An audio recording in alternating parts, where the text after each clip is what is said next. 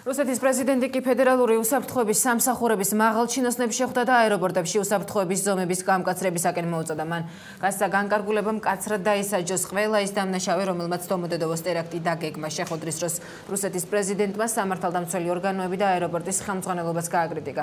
დომოდედოვოში მომხდარ ტერაქტს 35 ადამიანი ემსხვერპლა. კრემლის ლიდერმა შეერთებულ შტატებსა და ისრაელში მოქმედ უსაფრთხოების ზომებზე ისაუბრა და ტერორისტული საფრთხის დონეებსა და აეროპორტებში არსებულ საკონტროლო გამშვებ პუნქტებზე გაამახვილა ყურადღება.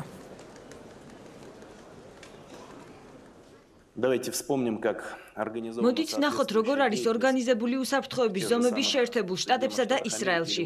იქ უამრავი საკონტროლო პუნქტია. ამოწმებენ როგორც მგზავრებს, ასევე მათ ბარგს. ამით აშკარავებენ მოსალოდნელ საფრთხეს, რაც ტრაგედიის თავიდან აცილების შესაძლებლობას იძლევა. ეს ხდება შეერთებულ შტატებში, მაშინ, როდესაც ტერორისტული საფრთხე ჩვენს ქვეყანაშია და არა იქ. ჩვენ უფრო მკაცრი ზომები უნდა დავნერგოთ, რომლებიც მსგავს ფაქტებს გამოააშკარავებს.